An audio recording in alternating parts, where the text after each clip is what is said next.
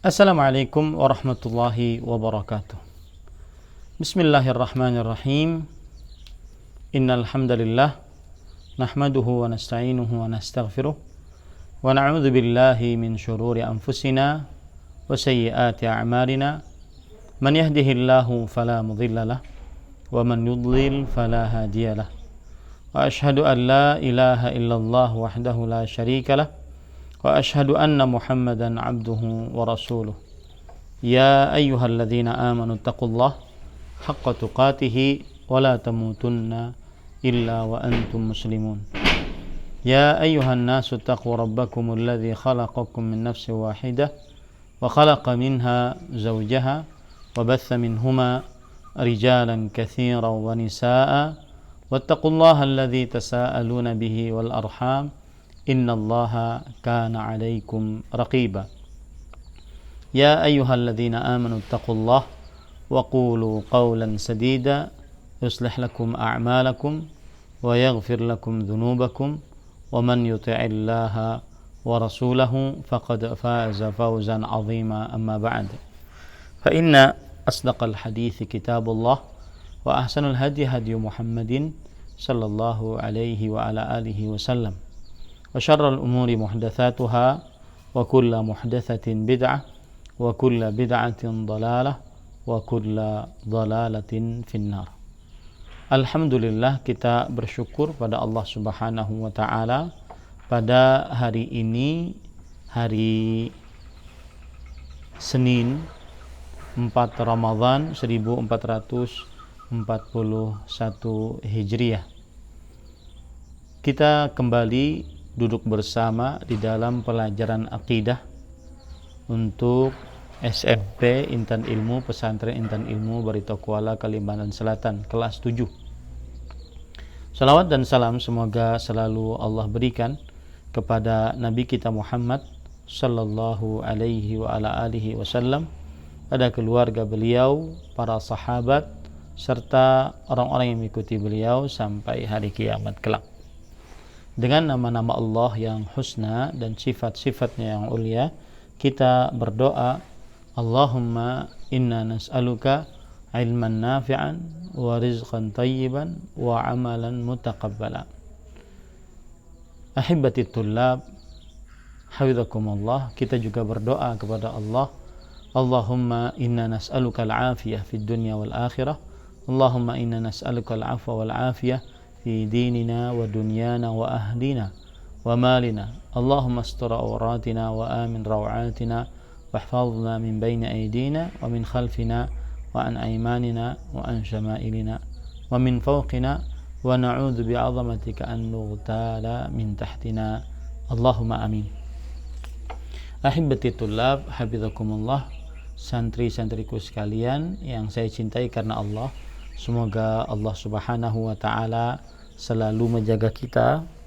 Di masa pandemi COVID-19 ini kita masih belajar secara online, dan sekali lagi kita berdoa kepada Allah, semoga Allah Subhanahu wa taala segera mengangkat wabah pandemi COVID-19 ini. Dan pada kesempatan kali ini kita mempelajari bab yang ke-21 sebagai pengetahuan bahwa pelajaran akidah untuk SMP Intan Ilmu kelas 7 di tahun pertama ini sampai kepada bab yang ke-23, dan kita sekarang bab yang ke-21. Insyaallah taala masih tersisa sekitar 3 pertemuan. Masih tersisa sekitar 3 pertemuan. Kita baca langsung apa yang disebutkan oleh penulis di dalam bab yang ke-21 ini. Penulis mengatakan, babu ma jaa annal ghuluwa fi quburis salihin yusayyiruha awthanan tu'badu min dunillah. Bab ke-21, sikap berlebih-lebihan terhadap kuburan orang-orang saleh akan menjadikannya sebagai berhala yang disembah selain Allah. Poin pertama dari bab ini adalah makna bab. Dan ini saya ingatkan kepada para santri sekalian, nanti di hari yang terakhir, yaitu pada tanggal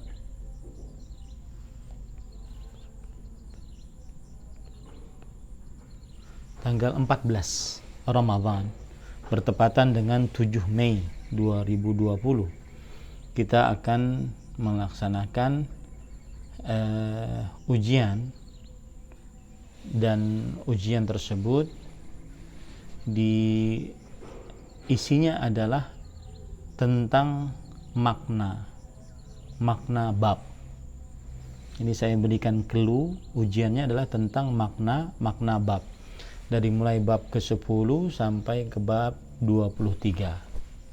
Ya, itu ujian untuk para santri. Boleh nanti melihat catatan, boleh melihat video, ya, bab, misalkan bab ke-10 apa, maknanya apa.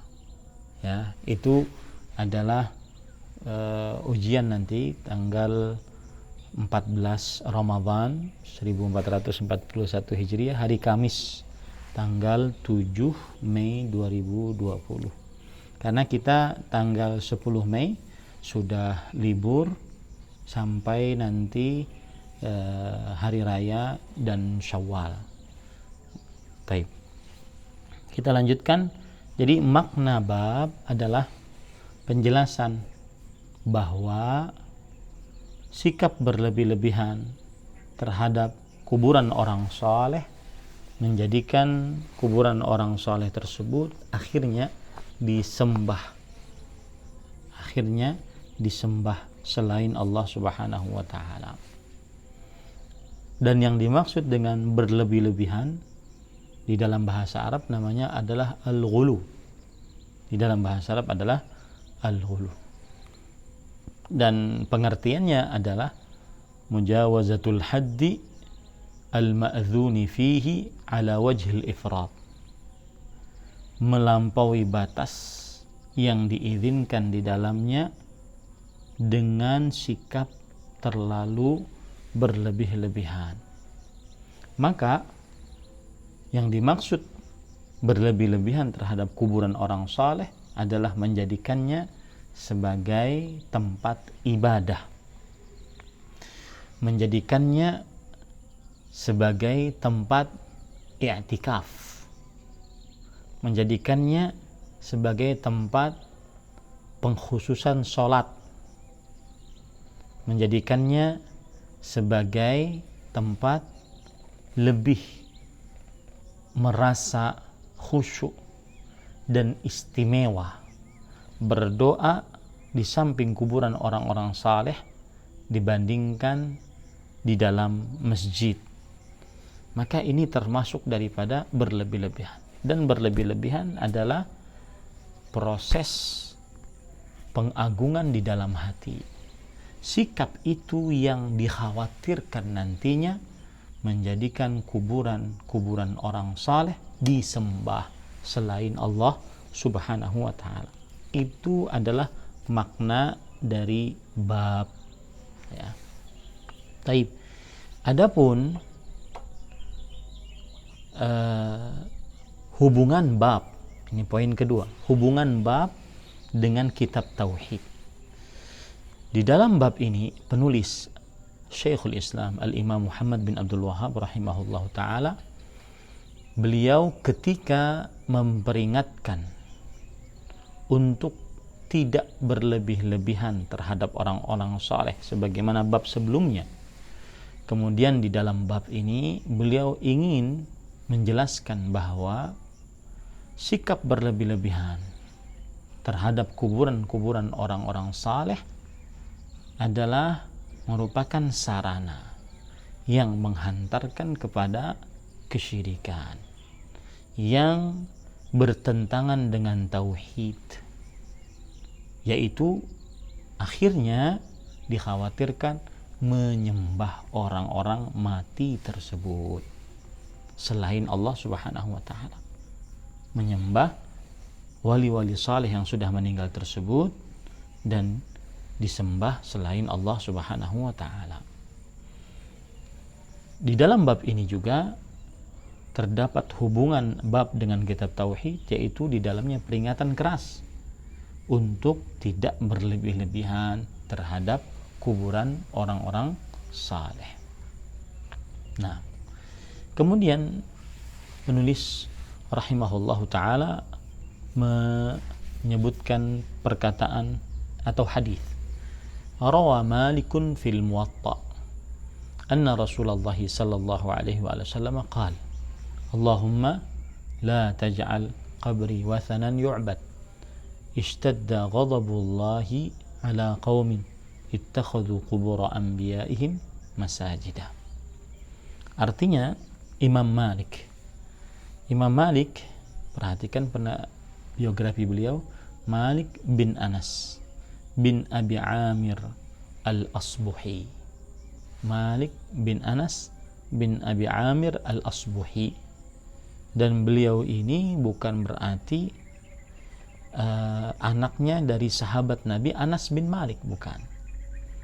Ya, Anas bin Malik bukan bapak dari anak Malik bin Anas. Itu. Dan beliau adalah imam di kota Madinah.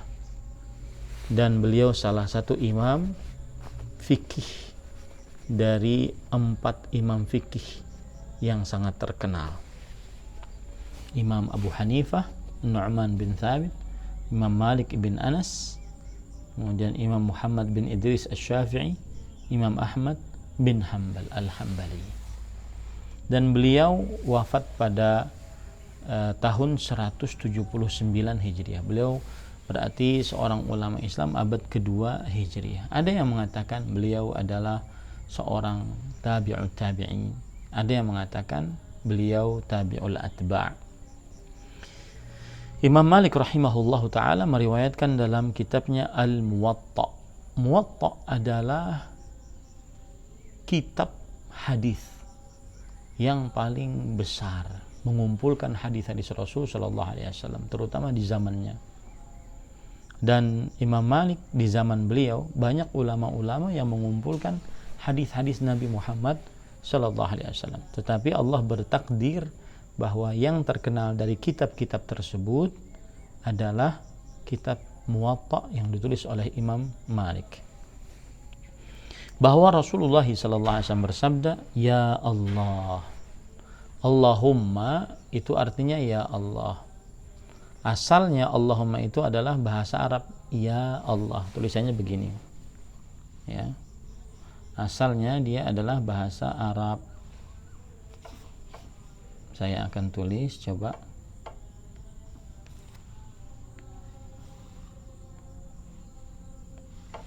Asalnya begini.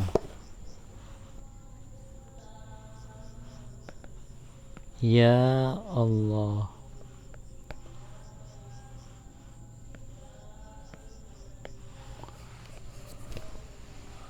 Asalnya begini, ya Allah. Ya. Kemudian dia berubah, ya-nya itu dihapus,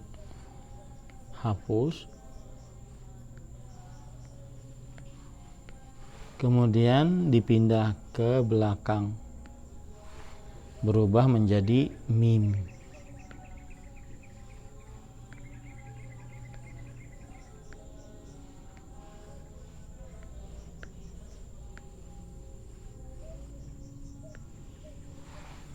Ya, kemudian menjadi Allahumma.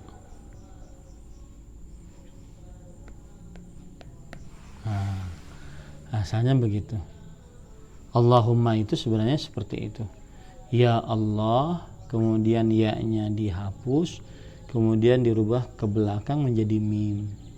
Kemudian menjadi Allahumma. Artinya sama. Ya Allah.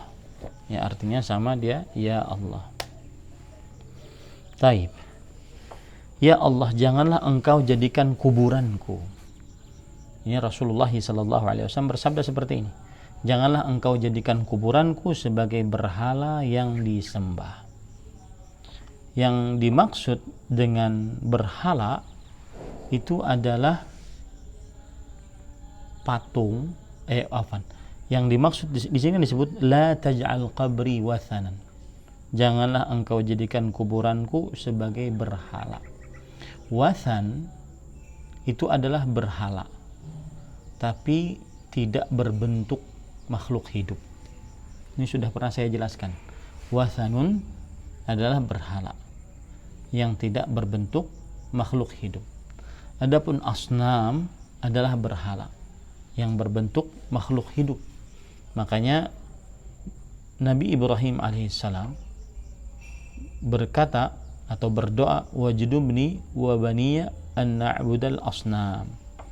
Ya Allah, jauhkanlah aku dan keturunanku dari menyembah asnam. Asnam jamak dari sonam. Jamak dari sonam. Sedangkan wathan jamaknya adalah authan.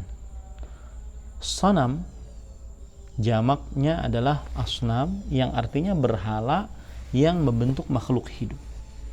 Wathan jamaknya adalah authan, yang berhala yang tidak berbentuk makhluk hidup.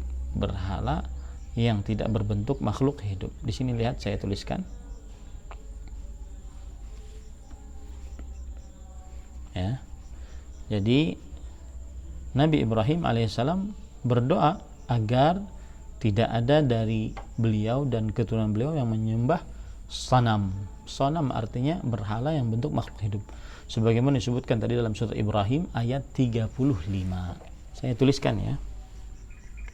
Itu perbedaannya wathan dengan apa? Dengan sanam. Perhatikan wathan.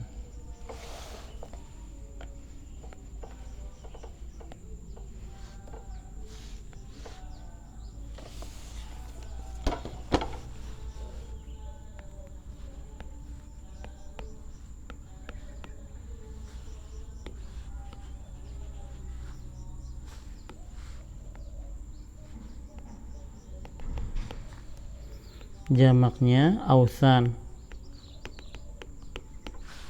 Kemudian sanam jamaknya asnam. Lihat ini ya, wathan jamaknya authan, sanam jamaknya asnam. Yang ada dalam hadis kita, lihat bukunya, Allahumma la taj'al qabri wathanan. Ya Allah, jangan jadikan kuburanku sebagai berhala. Berhala yang tidak berbentuk makhluk hidup. Sedangkan sanam, sebagaimana doa Nabi Ibrahim alaihissalam, wajnubni wa baniya na'budul asnam, dan jauhkanlah aku dan keturunanku dari menyembah berhala. Sanam di sini juga berhala, tetapi berbentuk makhluk hidup. Nah, ini bedanya ya. Janganlah engkau jadikan kuburanku sebagai berhala yang disembah. Allah sangat murka kepada orang-orang yang menjadikan kuburan nabi-nabi mereka sebagai tempat ibadah.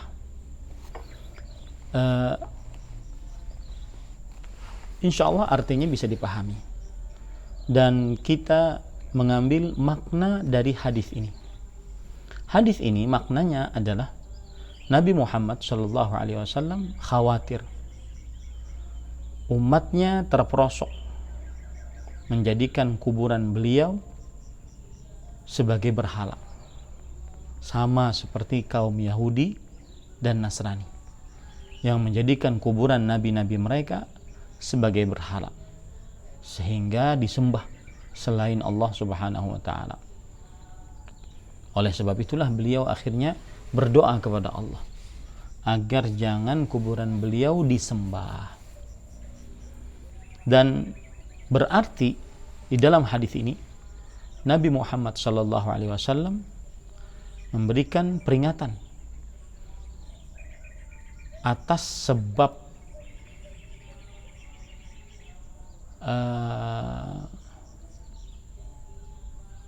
terperosoknya seseorang mendapatkan murka dan juga laknat dari Allah, sebagaimana kaum Yahudi dan Nasrani, yaitu dengan menjadikan kuburan nabi-nabi sebagai berhala, yang akhirnya mereka terperosok ke dalam syirik akbar yang bertentangan dengan tauhid. Itulah yang dimaksud dengan makna bab ini. Jadi Nabi Muhammad SAW khawatir umatnya terperosok ke dalam perbuatan yang dilakukan oleh orang-orang Yahudi dan Nasrani, yaitu menjadikan kuburan nabi-nabi mereka sebagai berhala yang disembah selain Allah. Oleh karena itu beliau berdoa kepada Allah agar umatnya tidak menjadikan kuburan beliau sebagai berhala, sebagaimana kaum Yahudi dan Nasrani yang menjadikan kuburan nabi-nabi mereka sebagai berhala, sehingga mereka terperosok ke dalam kesyirikan yang bertentangan dengan tauhid. Itu makna dari bab. Adapun hubungan bab ini, ada hubungan hadis ini dengan bab, bahwa terlalu berlebih-lebihan terhadap kuburan orang-orang saleh menjadikan kuburan tersebut disembah selain Allah Subhanahu wa taala. Oleh karenanya Nabi Muhammad SAW bersabda, Allahumma la taj'al qabri wathanan. Ya Allah, jangan jadikan kuburanku sebagai berhala. Bagaimana menjadikan kuburan sebagai berhala? Ittakhadhu qubura anbiya'ihim masajid. Penjelasannya adalah menjadikan kuburan nabi-nabi sebagai masjid. Di masjid orang ngapain? Orang sholat, orang berzikir, berdoa, membaca Al-Quran, bertafakur, berdoa, bermunajat. Maka tidak mengkhususkan perbuatan-perbuatan tersebut di masjid, di kuburan, terutama kuburan para nabi atau orang-orang saleh. Ini ahibati hafizakumullah. Kemudian poin yang ketiga, faidah dari hadis ini. Hadis ini adalah menetapkan faedah sifat, tentang tetapnya sifat murka bagi Allah yang sesuai dengan keagungan dan kemuliaan Allah Subhanahu wa taala. Menetapkan sifat murka bagi Allah yang sesuai dengan keagungan dan kemuliaan Allah Subhanahu wa taala. Baik. Sekarang apa inti pendalilan dari hadis ini? Inti pendalilan dari hadis ini adalah ketika Rasulullah sallallahu alaihi wasallam bersabda, Allahumma la taj'al qabri wathanan yu'bad. Ya Allah, jangan jadikan kuburanku sebagai berhala yang disembah. Ini adalah inti pendalilannya, disertai dengan isyarat kepada hal yang mengkonsekuensikan kemurkaan Allah Subhanahu wa taala. Siapa yang menjadikan kuburan nabi sebagai berhala disembah selain Allah, maka dapat murka dari Allah Subhanahu wa taala, sebagaimana kaum Yahudi dan Nasrani yang mendapatkan murka dari Allah Subhanahu wa taala. Nah, itu adalah dalil yang pertama, yaitu hadis Rasul sallallahu alaihi wasallam. Kemudian penulis membawakan dalil yang lain. Wal ibni Jaririn bisanadihi an Sufyan an Mansur an Mujahid. Afara'aytumul Lata wal Uzza? Qala kana yaluttu lahumus sawiqa famata fa'akafu ala qabrih. Wa kadza qala Abul Jawza an Ibni Abbasin kana yaluttu sawiqa lil hajj. Artinya, diriwayatkan oleh Ibnu Jarir. Siapa Ibnu Jarir? Beliau nama aslinya adalah Muhammad bin Jarir, dan beliau adalah Al-Hafidh, kemudian Al-Imam, Al-Mufassir, At-Tabari, dan beliau mempunyai kitab tafsir, yaitu yang dikenal dengan tafsir At-Tabari. Nama lengkap tafsir tersebut adalah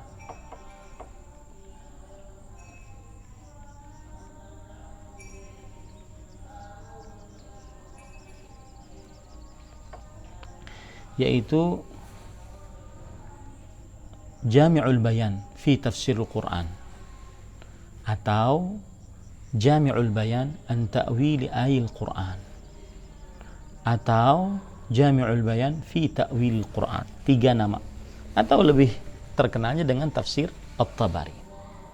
Jami'ul Bayan fi Tafsirul Quran atau Jami'ul Bayan an Ta'wil Ayil Quran atau Jami'ul Bayan fi Tafsir Ta'wil Quran. Lebih terkenalnya adalah dengan nama Tafsir At-Tabari yang ditulis oleh Muhammad bin Jarir. Nama lengkapnya Muhammad bin Jarir bin Yazid bin Kathir bin Ghalib, dan terkenal dengan Abu Ja'far At-Tabari, dan beliau adalah ulama Islam abad ke-4 Hijriah. Nah, wafat pada tahun 310 Hijriah.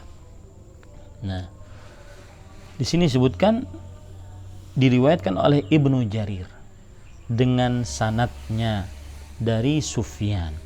Sufyan yang dimaksud ini adalah Sufyan bin Masruq Ats-Tsauri. Sufyan bin Masruq Ats-Tsauri. Sufyan ada 2. Sufyan yang terkenal Sufyan bin Uyainah dengan Sufyan bin Masruq Ats-Tsauri. Dan Sufyan adalah al-imam, al-hujjah, al-abid, ahli ibadah, ahli ilmu, pemimpin agama, dan beliau wafat pada tahun 161 Hijriah. Dan beliau di kalangan tabi'ut tabi'in, ya, di kalangan tabi'ut tabi'in. Dari Sufyan, dari Mansur bin Al-Mu'tamir, dan beliau ahli fikih. Beliau wafat pada tahun 132 Hijriah. Dan beliau adalah orang yang terpercaya di dalam ilmu periwayatan hadis, Mansur bin Al-Mu'tamir. Kemudian dari Mansur berkenaan dengan ayat. Nah, ini terjemahannya kurang. Dari Mansur, dari Mujahid. Ya, dari Mansur, dari Mujahid. Mujahid adalah Mujahid bin Jabr, seorang tabi'i, ahli tafsir, dan muridnya dari Abdullah bin Abbas radhiyallahu anhuma, sahabat Nabi, dan wafat pada tahun 104 Hijriah. Jadi kurang itu di situ ya. Dari Mansur, dari Mujahid, bahwa berkenaan dengan ayat yang disebutkan oleh Allah dalam surat An-Najm ayat 19, yaitu terangkanlah kepadaku, wahai kaum musyrikin, tentang berhala yang kamu anggap sebagai anak perempuan Allah, Al-Lata dan Al-Uzza. Al-Lata dan Al-Uzza.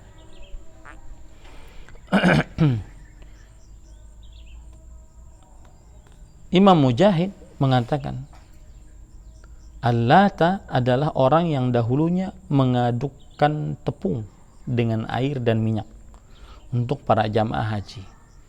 Yang dimaksud dengan Al-Lata adalah seorang manusia dulunya dia, dan dia suka membuat adonan roti, tepung dicampur air, campur minyak, jadi adonan, kemudian diberikan kepada jamaah haji. Berarti beliau ini dulunya adalah orang saleh, suka bersedekah.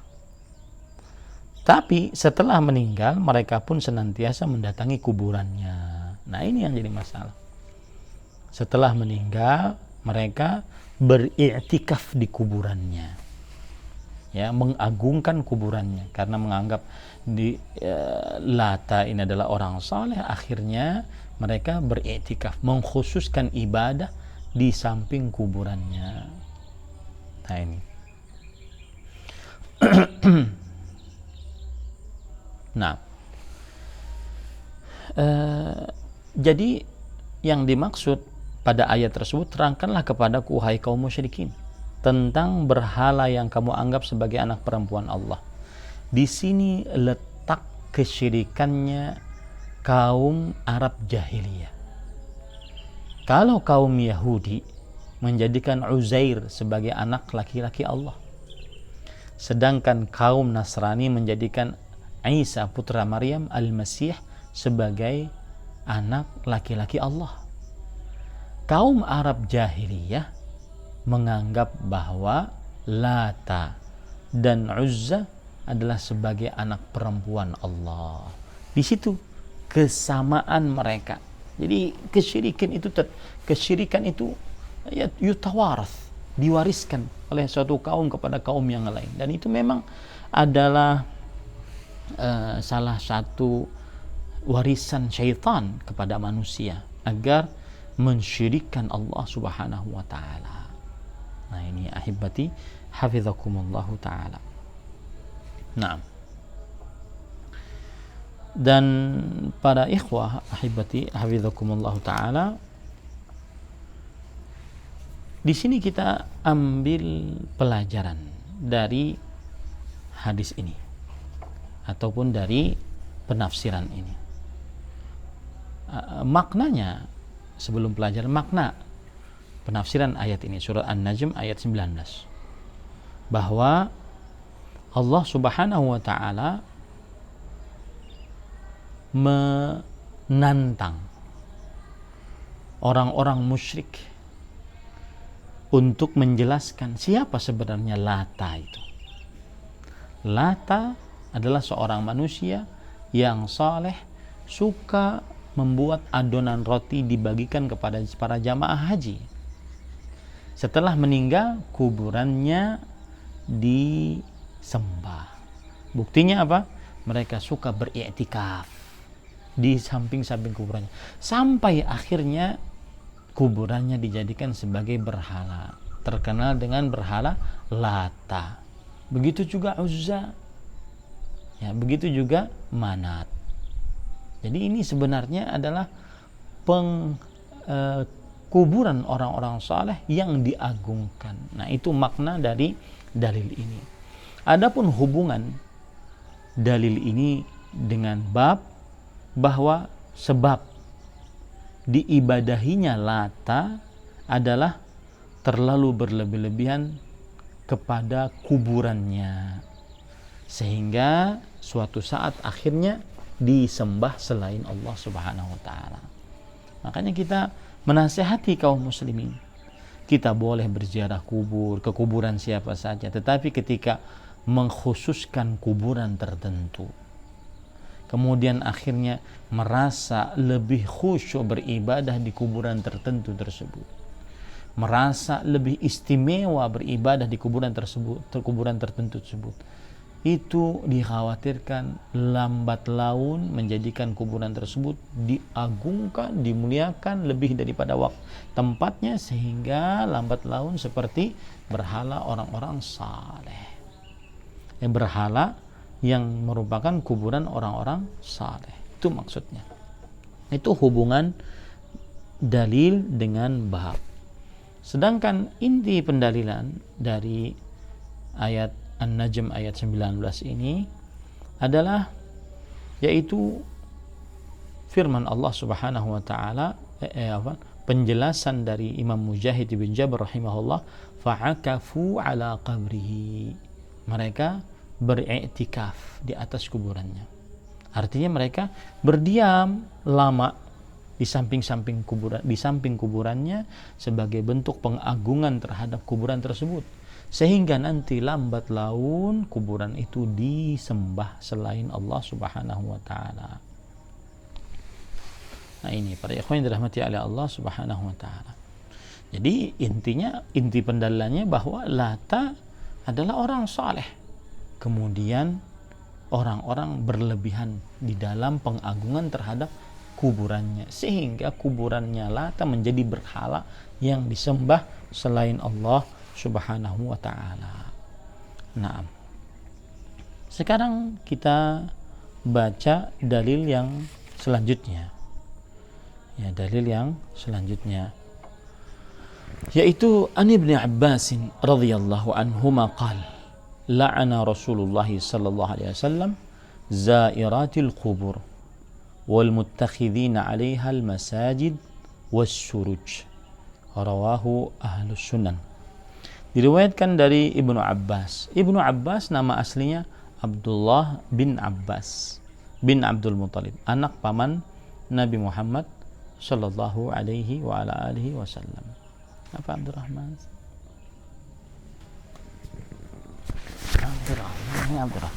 Abdurrahman mau ikut belajar kah?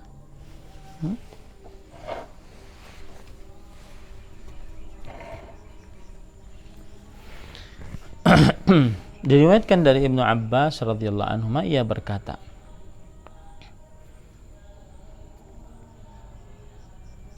Rasulullah sallallahu alaihi wasallam melaknat, la'anallahu zairatil qubur wal muttakhidhin 'alaiha al masajid was suruj. Rasulullah sallallahu alaihi wasallam melaknat kaum wanita yang menziarahi kuburan serta orang-orang yang membuat tempat ibadah. Wanita menziarahi kuburan. Di dalam hadis ini dilaknat oleh Rasulullah sallallahu alaihi wasallam. Kalau kita lihat di dalam ilmu fikih, maka terjadi khilaf di antara para ulama. Ada yang mengatakan bahwa hukum perempuan berziarah kubur adalah haram. Ada yang mengatakan bahwa hukum perempuan berziarah kubur adalah makruh. Ada yang memperinci hukum berziarah kubur bagi perempuan haram apabila terlalu sering, karena bisa menimbulkan rasa sedih yang berulang, karena perempuan mempunyai kelemahan di dalam mengatur perasaannya.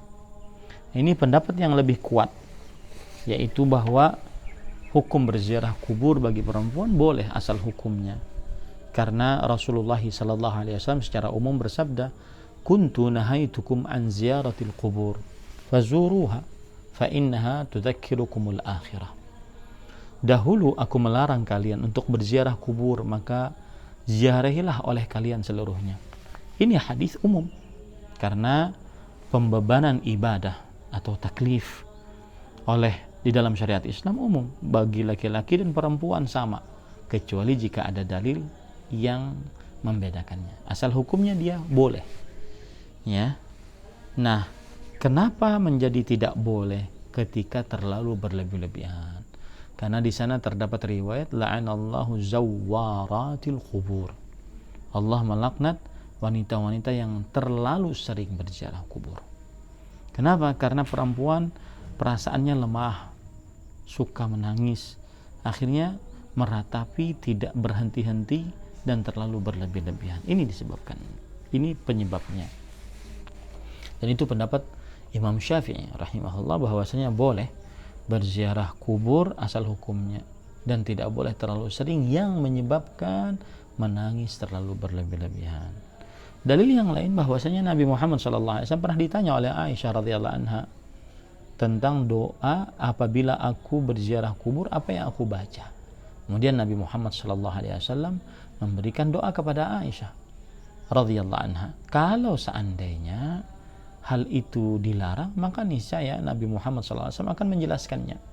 Tetapi malah beliau memberikan doa tersebut kepada Aisyah radhiyallahu anha wa ardhaha, menunjukkan perempuan boleh berziarah kubur. Nabi Muhammad SAW juga pernah melihat seorang perempuan berziarah kubur dan meratapi kuburan anaknya. Nah, meratapinya di sini yang terlarang. Ya. Maka berziarah kubur asal hukumnya boleh, tetapi terlalu berlebihan yang menyebabkan meratapi. Wallahu a'lam. Rasulullah sallallahu alaihi wasallam melaknat. Melaknat di sini maksudnya adalah berdoa kepada Allah agar dijauhkan dan diusir dari rahmat Allah Subhanahu wa taala. Berdoa kepada Allah agar dijauhkan dan diusir dari rahmat Allah Subhanahu wa taala. Dan ini menunjukkan dosa ini dosa besar, karena didoakan oleh Rasulullah sallallahu alaihi wasallam laknat. Rasulullah sallallahu alaihi wasallam melaknat kaum wanita yang menziarahi kuburan. Nah, ada hubungan laknat dengan ziarah kubur bagi perempuan ini. Syekh Abdul Muhsin Al-Abbad hafizahullah taala melihat bahwasanya ziarah kubur bagi perempuan haram berdasarkan hadis ini. Kenapa? Karena kata beliau, saya masih ingat ketika masih duduk di majelis beliau mengatakan bahwa apabila kita katakan bahwa ziarah kubur itu haram, maka kalau seandainya ziarah kubur tersebut diperbolehkan, maka kita hanya ketinggalan amalan sunnah. Paham ya? Hanya ketinggalan amalan sunnah, yaitu perempuan ketinggalan amalan sunnah berziarah kubur. Tetapi kalau seandainya ternyata hukumnya haram, maka berarti perempuan mendapatkan laknat. Nah, ini pendapat beliau, hafizahullah ta'ala. Rasulullah sallallahu alaihi wasallam melaknat kaum wanita berziarah kubur serta orang-orang yang membuat tempat ibadah, muttakhidina 'alaiha al-masajid, membuat tempat ibadah. Maksudnya membuat tempat ibadah, yaitu orang-orang yang menjadikan kuburan sebagai tempat ibadah. Itu maksudnya, orang-orang yang menjadikan kuburan sebagai tempat ibadah dan memberi penerangan lampu di atas kuburan. Di zaman sekarang bukan hanya sekedar memberikan penerangan lampu di atas kuburan, kadang-kadang kuburannya terlalu megah, lebih megah dibandingkan masjid. Maka ini sungguh penyimpangan dari sunnah Nabi Muhammad sallallahu alaihi wasallam. Rawahu ahlus sunan. Hadis riwayat para penulis kitab sunan. Para penulis kitab sunan maksudnya adalah Imam Abu Dawud dalam kitabnya Sunan Abu Dawud, Sunan Imam Tirmidzi dalam kitabnya Sunan Tirmidzi, Imam Ibnu Majah dalam kitabnya Sunan Ibnu Majah, Imam An-Nasa'i dalam kitabnya As-Sunan. Nah, taib, apa makna hadis ini? Makna hadis ini adalah Nabi Muhammad sallallahu alaihi wasallam berdoa agar mendapatkan laknat, yaitu diusir dan dijauhkan dari rahmat Allah Subhanahu wa taala. Untuk siapa? Wanita-wanita yang menziarahi kubur. Karena tadi kalau terlalu sering berziarah kubur, maka terjadi peratapan, dan meratap terlalu berlebihan dalam agama Islam termasuk dosa besar.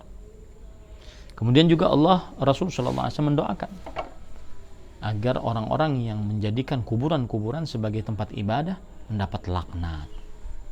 Maka ini semestinya harus diperhatikan oleh kaum muslimin agar tidak menjadikan kuburan-kuburan sebagai laknat, karena doa Rasul sallallahu alaihi wasallam dikabulkan oleh Allah. Dan kita harus takut terhadap doa laknat dari Rasulullah SAW ini. Kemudian yaitu orang-orang yang menerangi kuburan dengan lampu-lampu, yaitu maksudnya membangun kuburan tersebut, memegahkan kuburan tersebut, meneranginya dengan lampu. Nah, ini termasuk didoakan oleh Rasulullah SAW mendapatkan laknat. Nah, kemudian ahibati hafizakumullah ta'ala, dan saya pribadi belum paham betul kenapa dengan hadis-hadis yang begitu jelas, begitu terang, begitu sahih, masih saja sebagian kaum muslimin perbuatannya menyelisih hadis-hadis tersebut tentang atau terhadap kuburan orang-orang saleh. Nah, kemudian hubungan dalil ini, hadis ini dengan bab, bahwa hadis ini di dalamnya terdapat pengharaman sikap terlalu berlebih-lebihan terhadap kuburan, karena itu bisa menyebabkan kuburan tersebut disembah selain Allah Subhanahu wa ta'ala. Adapun faedah dari hadis ini adalah mengagung-agungkan terlalu berlebihan terhadap kuburan termasuk dosa besar. Kenapa? Karena diancam laknat oleh Rasulullah sallallahu alaihi wasallam. Itu faedah dari hadis ini. Kemudian faedah dari hadis ini juga adalah bahwa sebab dilarangnya sholat di samping kuburan atau di sisi kuburan adalah dikhawatirkan melakukan perbuatan kesyirikan. Bukan karena kuburan tersebut najis, ya, bukan. Tetapi dikhawatirkan melakukan kesyirikan. dengan mengkhususkan sholat di sisi kuburan. Nah, ini para ikhwan yang dirahmati oleh Allah Subhanahu wa taala. Nah, sekarang kita mengambil inti pendalilan dari hadis ini. Inti pendalilan dari hadis ini adalah ketika Rasulullah SAW bersabda, wal muttakhidina 'alaihal masajid was-suruj. Orang-orang yang menjadikan kuburan sebagai masjid dan juga menerangi kuburan-kuburan tersebut. Maka ini termasuk sikap terlalu berlebih-lebihan yang pelakunya mendapatkan doa laknat dari Rasulullah SAW. Kenapa? Karena dikhawatirkan akan menjadikan kuburan tersebut disembah selain Allah Subhanahu wa taala. Alhamdulillah selesai pembicaraan bab yang ke-21. Nah, kita sekarang masuk kepada kandungan bab. Ya, kandungan bab. Taib. 1. Tafsir berhala. Nah, tadi sudah saya jelaskan ya. Apa itu tafsiran berhala? Ada 2 macam jenis berhala. Sebutkan. Nah, ini PR ya. Bagi para santriku sekalian yang saya cintai karena Allah, ini PR. Tafsir tentang ibadah. Apa maksud dari poin kedua ini? Maksudnya adalah tafsir tentang ibadah, yaitu orang-orang yang mengkhususkan ibadah di sisi kuburan orang-orang saleh, berarti dia menjadikan kuburan berarti dia beribadah di sisi kuburan tersebut. Ibadah yang dimaksud adalah mengerjakan sholat, kemudian berzikir, berdoa, kemudian bertafakkur, bermunajat. Itu ibadah yang dimaksud. Ini juga PR ya. Apa yang dimaksud tafsir tentang ibadah? Dan jawabannya sudah barusan saya ceritakan tadi. 3. Rasulullah SAW dengan doanya itu tiada lain hanya memohon kepada Allah supaya dihindarkan dari sesuatu yang dikhawatirkan terjadi pada umatnya sebagaimana yang telah terjadi pada umat-umat sebelumnya, yaitu sikap berlebihan terhadap kuburan beliau yang akhirnya kuburan beliau akan menjadi berhala yang disembah. Dan alhamdulillah doanya Rasul sallallahu alaihi wasallam dikabulkan. Karena kuburan Nabi Muhammad sallallahu alaihi wasallam tersebut itu benar-benar tidak disembah, ya. Benar-benar tidak disembah. Ini saya gambarkan kuburan Nabi Muhammad SAW. Jadi misalkan di sini kiblat ya. Ini kiblat. Menghadap ke sana kiblatnya. Kemudian kita kan kalau berjalan dari Babus Salam sini. Nah, kemudian kita berziarah kubur di sini. Ini kuburan Nabi pertama. Kemudian kuburan Abu Bakar As-Siddiq, kemudian kuburan Umar bin Khattab. Kepala beliau di sini, kemudian kepala beliau di sini bertiga. Nah, pertama kita ucapkan Assalamualaikum ya Rasulullah warahmatullahi wabarakatuh. Dan kita boleh muji Rasulullah SAW. Jazakallahu anil Islam wal muslimin ya Rasulullah. Kemudian kita addaital amanah wa nasahtal ummah. Engkau telah menyampaikan amanah, engkau telah memberikan nasihat kepada umat. Terus kemudian setelah itu kita ke kiri, ke kanan dan mengucapkan salam. Assalamualaikum ya Abu Bakar warahmatullahi wabarakatuh. Kemudian setelah itu kepada Umar, Assalamualaikum ya Umar warahmatullahi wabarakatuh. Nah, inilah kuburan Nabi Muhammad SAW. Saya akan sebutkan bagaimana dalamnya, sebagaimana diceritakan oleh para ulama. Dalamnya kuburan Nabi Muhammad SAW. Jadi begini, ini kuburan beliau, ini para sahabatnya yang 2. Nah, kemudian kuburan Nabi Muhammad SAW tersebut dibentuk jadi seperti ini. Artinya sisi kuburan Nabi Muhammad SAW sudah ditutupi dengan bangunan yang siapapun tidak akan pernah bisa untuk masuk ke dalamnya. Kemudian setelah itu kuburan beliau ditutupi lagi dengan dengan eh, cairan timah, ya, yang menutupi agar tidak bisa masuk ke dalamnya. Cairan timah yang menutupi agar tidak masuk ke dalamnya. Jadi orang kalau di sini pun dia tidak bisa menghadap kuburan. Kalau di sini pun, kenapa? Karena sisi kuburan langsung Rasulullah SAW tidak bisa digapai oleh seorang manusia pun sekarang. Bahkan sampai dahulu, dari mulai zaman para sahabat Nabi radhiyallahu anhum. Nah, itu menunjukkan bahwa doa Rasulullah SAW, doanya dikabulkan oleh Allah Subhanahu wa taala. Bahwa kuburan beliau tidak dijadikan berhala. Dan itu termasuk dari sikap kehati-hatian Rasulullah SAW kepada para sahabatnya. Kemudian yang keempat, dan dalam doanya itu beliau sebutkan bahwa pula perbuatan menjadikan kuburan para nabi sebagai tempat ibadah, yaitu di dalam doa beliau menyebutkan bahwa umat-umat sebelumnya, kaum Yahudi dan Nasrani, mereka dimurkai oleh Allah dan besar murka Allah untuk mereka. Kenapa? Karena mereka menjadikan kuburan nabi-nabi mereka sebagai berhala, yaitu berlebih-lebihan terhadap kuburan nabi-nabi mereka. Yang kelima, bahwa Allah sangat murka terhadap orang-orang yang menjadikan kuburan para nabi sebagai tempat ibadah. Ini sudah bisa dipahami, ya. 6. Di antara masalah yang sangat penting untuk dijelaskan dalam bab ini ialah pengetahuan historis tentang penyembahan Al-Lata, berhala terbesar orang jahiliyah. Nah, ini sudah saya jelaskan tadi, apa sejarah. Historis itu artinya sejarah, ya. Apa sejarah Lata? Kenapa sampai disembah?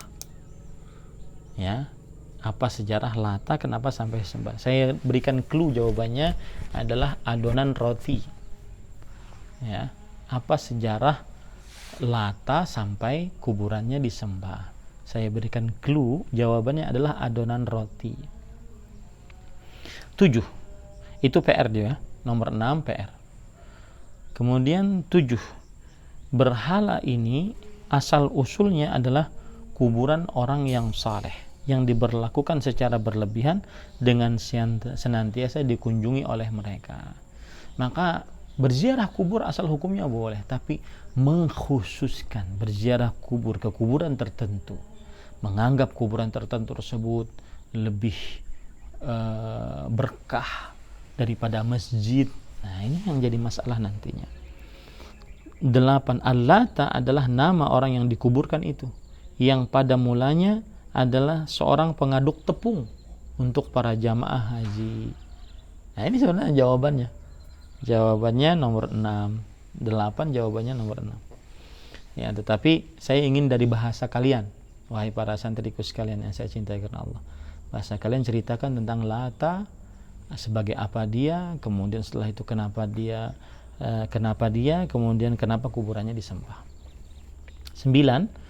Rasulullah SAW melaknat wanita peziarah kubur. Ini juga saya sebutkan tadi permasalahan fikih. Berapa pendapat para ulama dalam hukum wanita berziarah kubur dan mana yang kita kuatkan? Ya, tadi penjelasannya ada. Berapa pendapat para ulama dalam masalah hukum wanita berziarah kubur dan mana yang kita kuatkan? Yang ke-10, beliau juga melaknat orang-orang yang memberi penerangan lampu di atas kuburan, seperti memberikan penerangan lampu, membangun kuburan tersebut, megah dan semisalnya. Nah, ini berarti PR-nya nomor 1, nomor 2, nomor 6, nomor 9. Semoga pelajaran ini bisa dipahami dengan baik dan benar, dan semoga para santri selama Ramadan harus membuktikan bahwasanya santri lebih banyak prestasinya di dalam Ramadan. Contohnya baca Qur'annya, harus punya target. Ini sekarang hari ke-4. Kalau santri setiap habis sholat saja 1 juz, setiap habis sholat 1 juz, berarti sehari 5 juz, berarti 6 hari hatam. Kalau 6 hari hatam, berarti 6 kali 30 bagi 6 sama dengan 5. Berarti 5 kali hatam Ramadan. Nah, ini diatur waktunya. Nanti akan ada wakil kepala sekolah bagian kesantrian yang meminta bukti sudah sampai mana para santri di dalam Ramadan ini untuk membaca Al-Qur'annya. Ingat ya, membaca Al-Qur'an lebih diutamakan dibandingkan murojaah di dalam Ramadan. Membaca Al-Qur'an, memperbanyak bacaan Al-Qur'an lebih diutamakan di dalam Ramadan dibandingkan murojaah. Semoga ini yang bisa kita sampaikan, apa yang baiknya dari Allah Subhanahu wa taala. Ahmad Zainuddin Al-Banjari, Senin 4 Ramadan 1441 Hijriah, Pesantren Intan Ilmu, Barito Kuala, Kalimantan Selatan. Wassalamualaikum warahmatullahi wabarakatuh. Sallallahu Nabi Muhammad walhamdulillahi rabbil alamin.